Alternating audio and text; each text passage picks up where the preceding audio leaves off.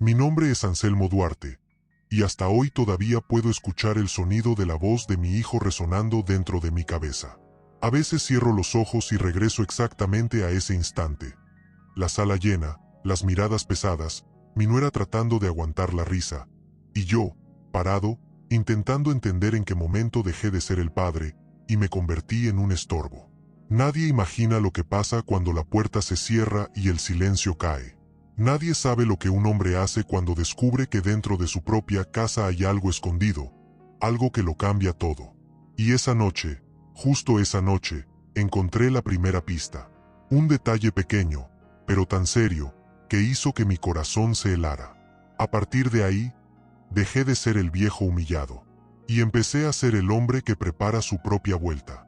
¿Quieres saber lo que hice? Ahí es donde la historia realmente comienza.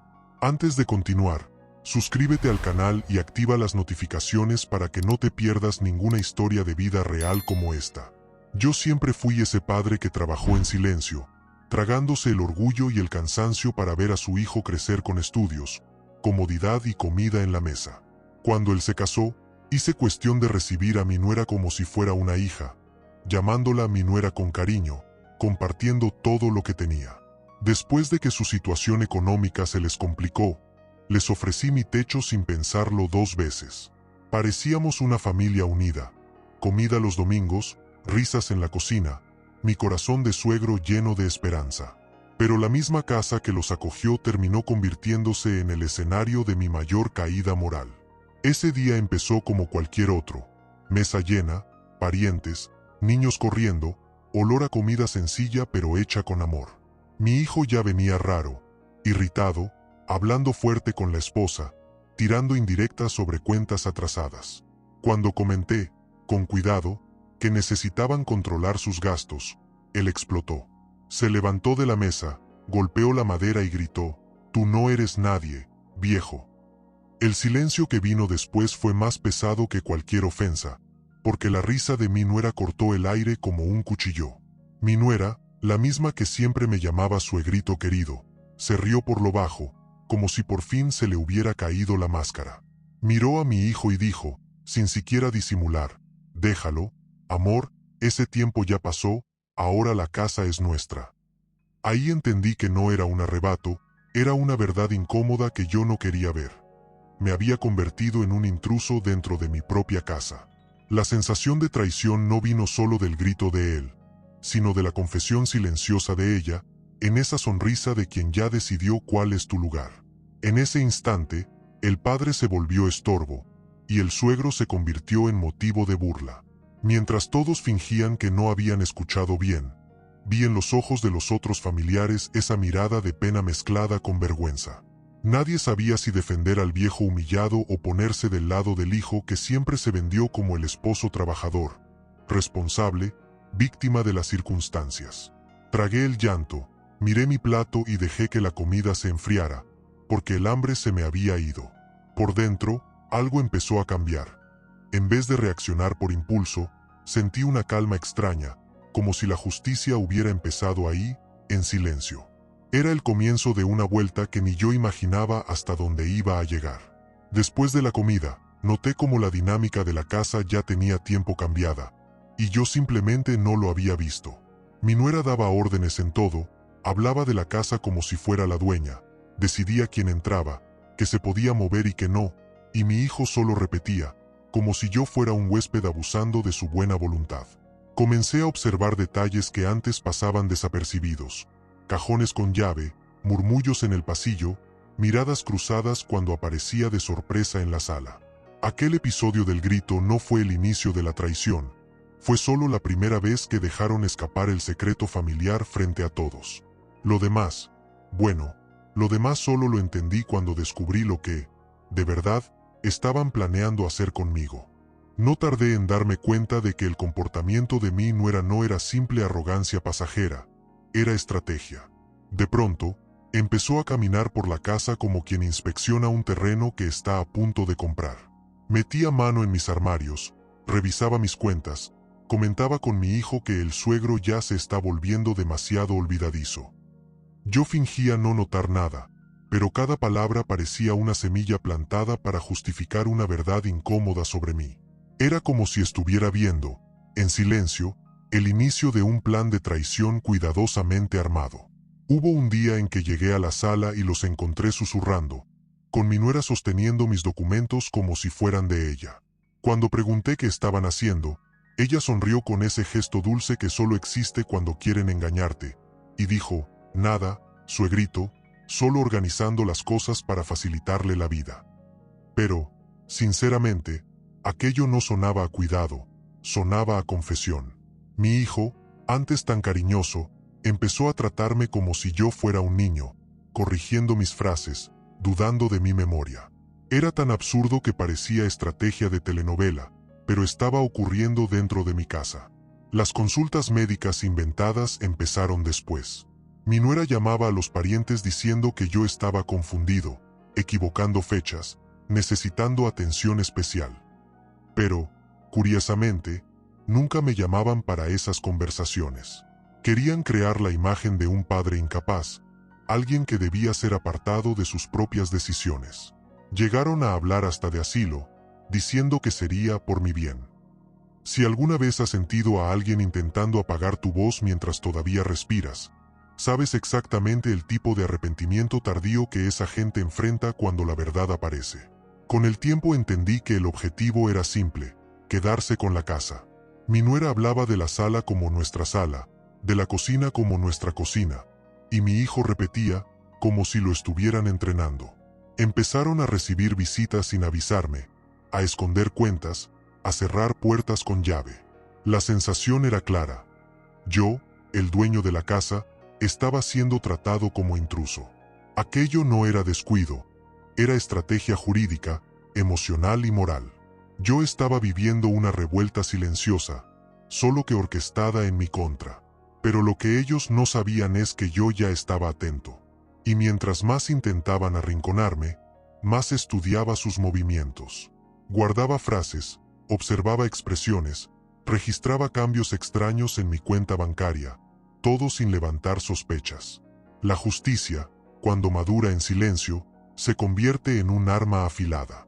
Y con cada actitud de ellos, yo sentía que había algo más profundo, una prueba oculta esperando para salir a la luz. Y cuando finalmente apareció, bueno, ahí comenzó mi verdadera respuesta, esa que jamás imaginaron que un viejo sería capaz de dar. El cambio comenzó una tarde cualquiera, cuando decidí arreglar el cuarto de huéspedes después de que mi nuera usó el espacio para organizar unas cosas. En el fondo de una maleta que ella juraba que solo tenía ropa, encontré una carpeta rígida, de esas que nadie guarda por accidente. Cuando la abrí, mis manos temblaron. Ahí estaba un contrato de venta de mi casa, firmado a mi nombre, solo que esa firma no era mía. Fue como recibir otra bofetada en la cara, una confesión silenciosa de la traición más baja que un padre puede sufrir. En ese instante entendí que lo que yo sentía era más que dolor. Era el despertar de mi justicia. Cerré la carpeta despacio, como quien sostiene una prueba oculta caliente, capaz de quemar cualquier chance de inocencia que ellos pudiesen alegar. Sentí rabia, claro, pero también una calma extraña, como si la verdad finalmente hubiera levantado el velo de mis ojos. Mi hijo, el mismo que me llamó nadie, quería borrar mi historia por completo. Y mi nuera, siempre tan sonriente, era la arquitecta de aquella jugada sucia. En ese momento, yo, el viejo confundido, me convertí en el único que realmente veía todo. Y vi demasiado. En vez de ir a reclamar, respiré hondo. Sentí que si reaccionaba ahí, ellos transformarían mi indignación en crisis, en desequilibrio, alimentando la mentira que venían sembrando. Así que hice lo contrario, me convertí en un observador silencioso. Empecé a registrar conversaciones sospechosas, guardar comprobantes, fotografiar documentos. Cada detalle que parecía pequeño se volvía munición. Era como si estuviera armando mi propio rompecabezas, pieza por pieza, mientras los dos creían que me estaban empujando hacia la caída moral. La parte más difícil no fue tragar la traición, sino fingir normalidad. Sentarme a la mesa con mi nuera llamándome suegrito mientras escondía veneno en el sorriso, Escuchar a mi hijo hablando de cuidarme mientras tramaba robar el techo que yo construí solo. Yo observaba todo, callado, sin pestañear. Empecé a notar expresiones, horarios, cambios en los hábitos de ellos. Pensaban que me manipulaban, pero en realidad me estaban entregando todas las pistas de mi propia vuelta. El silencio, esta vez, era una elección mía, no una debilidad. Con todo en mano, busqué a un abogado que yo sabía que no tenía cola que le pisaran con nadie de la familia. Me senté frente a él con la carpeta en las piernas, le mostré el contrato falsificado, le expliqué los murmullos, las consultas inventadas, los movimientos raros en mi cuenta. Él me miró con seriedad y dijo, su hijo y su nuera se van a caer, pero solo si usted tiene estómago para seguir adelante. Y lo tuve, porque en ese momento entendí que la justicia no es gritar más fuerte, es actuar en el momento exacto. Y ese momento estaba llegando, tan cerca que hasta el piso de la casa parecía temblar. Yo sabía que, para hacer justicia de verdad, no podía desenmascarar a mi hijo y a mi nuera en silencio. Ellos habían usado a toda la familia como público cuando empezaron a difundir esa supuesta verdad incómoda sobre mí, así que sería frente a esa misma familia que mostraría quién realmente estaba cayendo en su propia trampa. Por eso esperé una reunión familiar, de esas que mi esposa adoraba organizar cuando aún vivía. Preparé el ambiente como quien prepara un escenario, pero sin que nadie se diera cuenta. En el fondo, yo sabía, cuando la máscara cae, siempre hace ruido. Llegaron sonriendo, como si fueran la pareja perfecta. Mi nuera vino con ese aire dulce, llamándome suegrito querido, fingiendo inocencia. Mi hijo hablaba fuerte, posando de hijo responsable, diciendo que estaba cuidando de mí, alimentando la narrativa que los dos habían sembrado. Yo observaba cada movimiento, cada mirada, y por dentro sostenía la ansiedad. No por miedo, sino porque sabía que ahí, en ese instante, la justicia estaba por tocar la puerta. Era la oportunidad perfecta para exponer la traición que ellos pensaban que estaba tan bien escondida. Cuando toda la familia se acomodó, dejé que mi hijo hablara.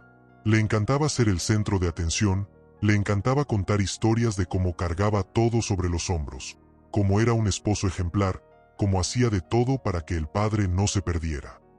Escuché en silencio, incluso cuando mi nuera añadió que yo estaba más olvidadizo, que ellos estaban haciendo lo posible. Me llamaron confundido, frágil, incapaz. Y solo ahí, viendo el teatro, entendí lo lejos que estaban dispuestos a llegar para conseguir lo que querían. Pero no imaginaban que yo tenía la prueba oculta más afilada que cualquier palabra. Solo cuando todos hicieron silencio, me levanté. Las manos me temblaban levemente, no de nervios, sino de indignación acumulada. Puse la carpeta sobre la mesa, la abrí despacio y giré el contrato falsificado para que toda la familia lo viera. Las conversaciones se apagaron, las respiraciones se quedaron atrapadas en el aire. Mostré cada detalle, la firma falsa, las fechas, las capturas de pantalla de los mensajes, hasta el parecer inicial del abogado.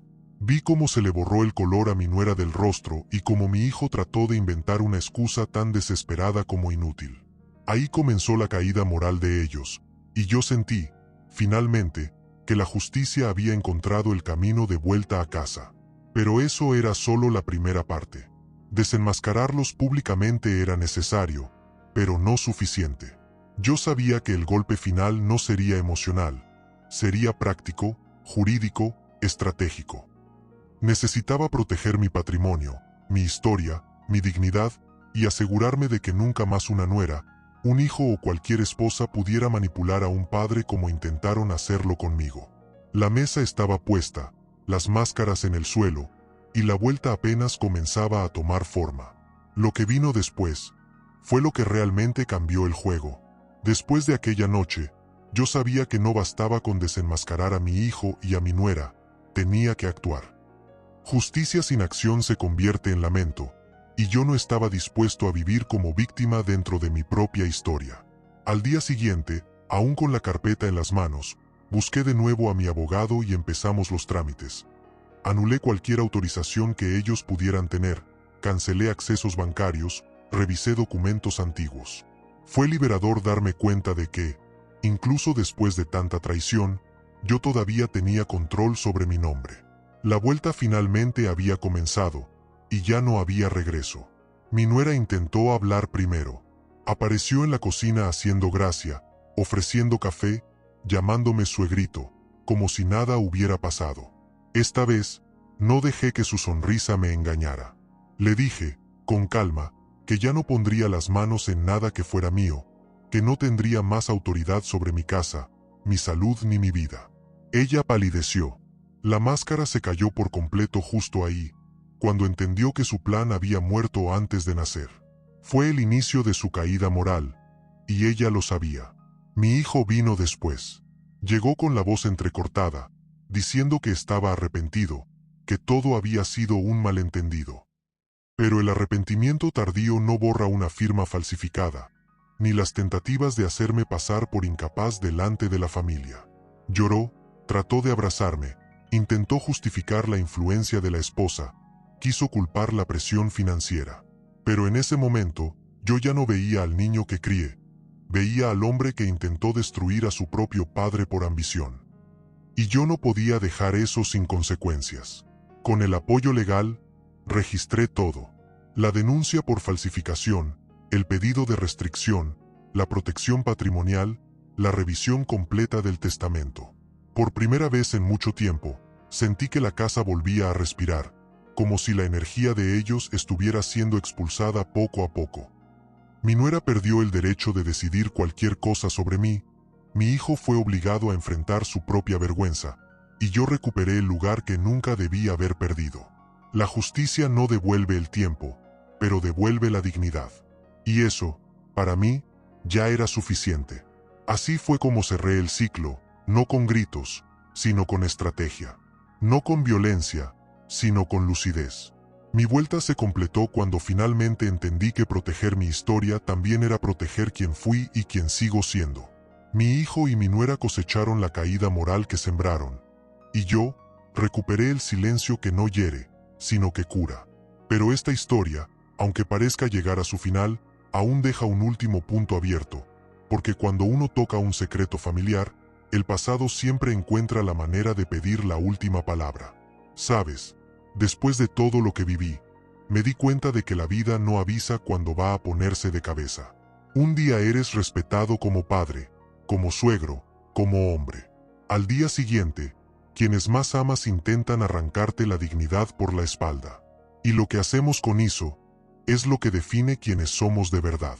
Si hay algo que aprendí, es que nadie, absolutamente nadie, tiene derecho a borrar tu historia. La justicia puede tardar, pero cuando llega, cobra caro. Y ahí es donde te pregunto, ¿quién, hoy, está intentando hacerte menos? ¿Quién se está aprovechando de tu silencio? ¿Quién está contando con tu fragilidad para herirte? Porque yo tuve que tocar el fondo del pozo emocional para entender que la vuelta solo empieza cuando dejamos de pedir respeto y comenzamos a exigirlo. No con violencia, sino con verdad, estrategia y coraje. Si esta historia te movió por dentro, si te recordó a alguien, si abrió una herida antigua o te dio fuerzas para levantarte, entonces no te quedes callado. Comenta aquí abajo. Dime qué fue lo que te tocó más fuerte. Y, sobre todo, no olvides suscribirte al canal y activar las notificaciones, porque aún hay muchas historias reales como esta, historias que revelan lo que nadie se atreve a decir, pero que pueden cambiar la manera en que ves tu propia vida.